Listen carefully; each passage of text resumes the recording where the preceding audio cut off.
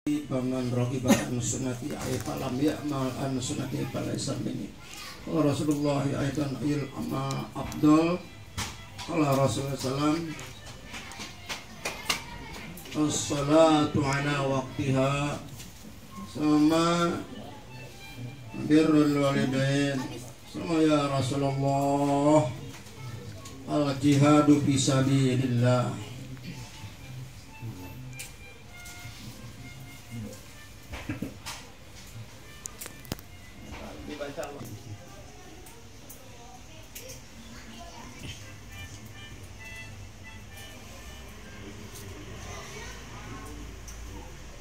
Wa Tirmidzi wa Ibnu Majah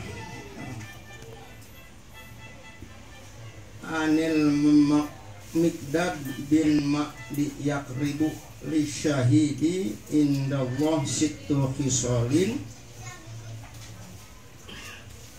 yumparulahu fi awali dafatin wa yura ma'adahu minal jannah wa yujaru min azabil qabri wa ya'manu min al-faja'il akbari wa yudha'u ala rasitajul waqar al-yaquta minha hirum min ad-dunya wa ma fiha wa yuzawwiju min al-huril 'ain. Sadaqallahu sadaqa Rasulullah sallallahu alaihi wasallam. Allahumma shalli wa barik alaihi.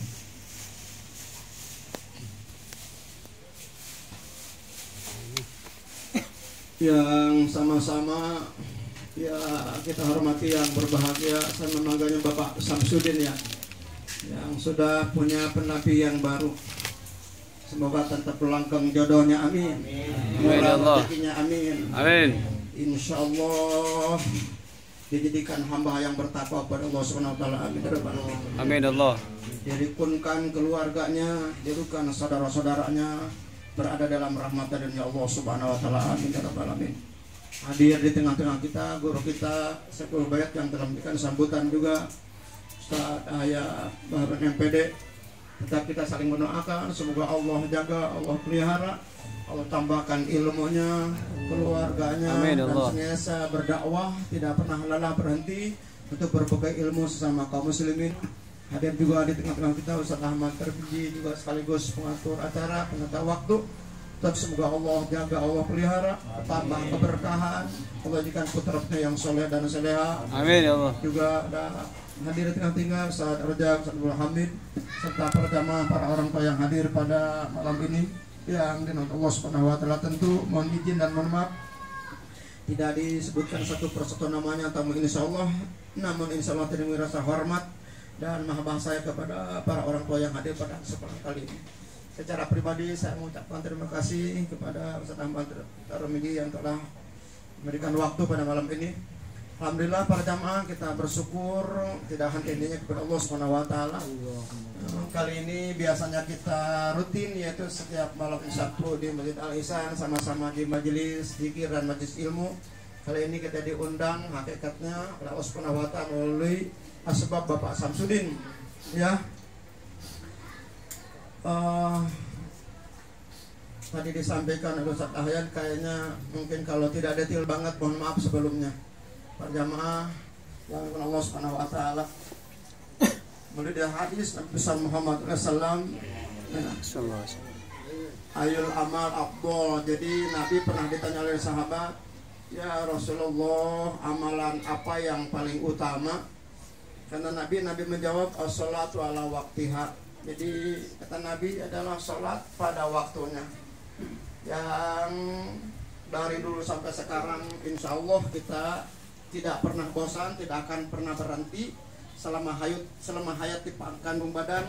Insya Allah kita tidak akan pernah meninggalkan sholat. Amin ya Rabbal Alamin. Sholat ini adalah tetap wujud syukur kepada Allah.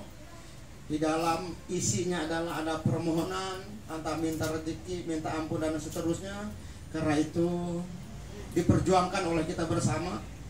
Ya, selagi kita sempat, selagi kita tidak lazur, maka kita mencoba untuk jangan sendirian sholat di rumah. Untuk selalu sholat berjamaah di masjid selagi ada kesempatan. Ini juga adalah perlu perhatian dan perlu diperjuangkan.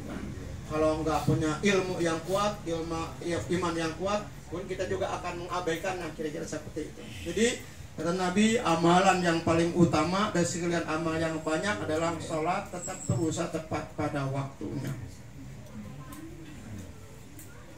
Dan jangan pernah bosan pertama untuk diperbaiki ya, ruku kita, sujud kita, tahiyat kita, rukun-rukun sholat kita perbaiki agar harapannya mungkin terus diperbaiki. Kita tidak lagi merasa beban kewajiban, sholat itu menjadi kebutuhan karena isinya memohon kepada Allah Subhanahu wa taala. Bisa jadi para jamaah, istri kurang baik, anak kurang baik, persoalan kurang baik, dengan sholat yang mungkin insya Allah mendekati khusyuk, semuanya diselesaikan oleh Allah Subhanahu wa taala oleh sebab sholat kita. Karena itu jangan pernah bosan memperbaiki sholat-sholat kita.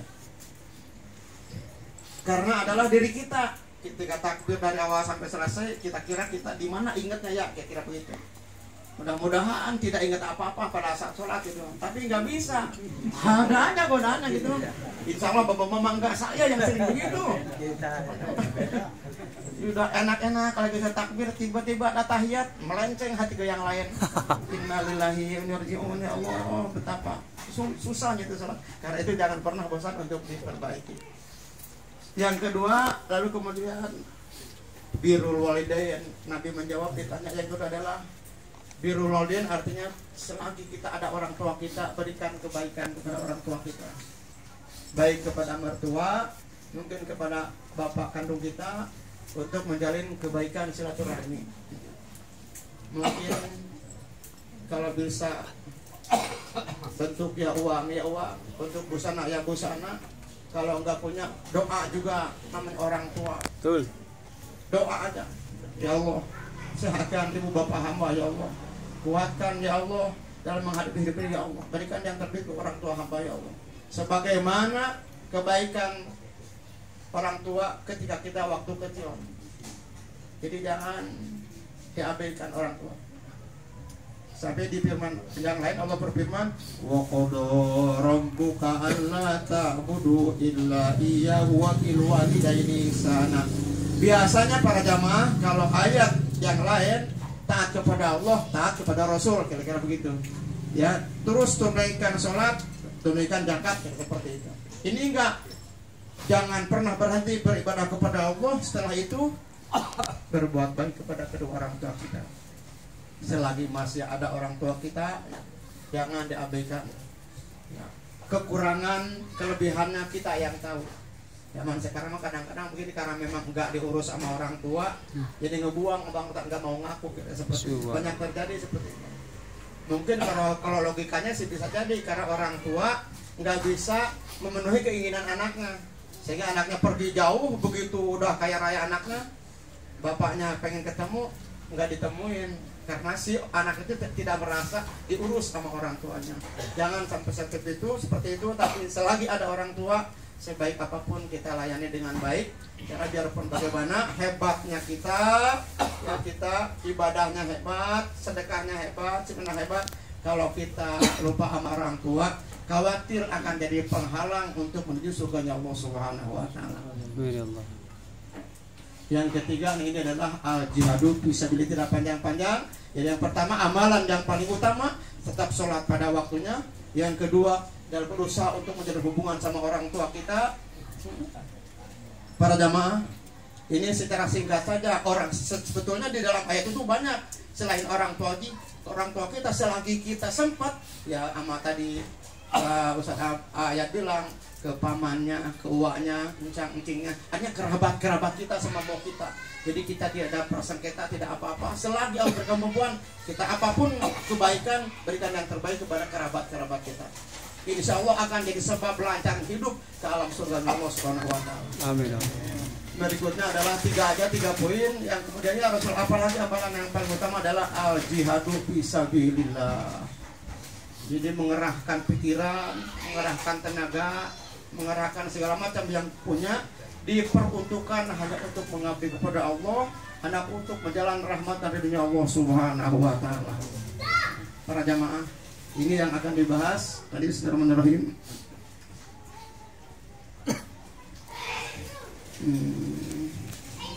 Singkat saja dari Imam Turmudi dan Imam Ibnu Majah.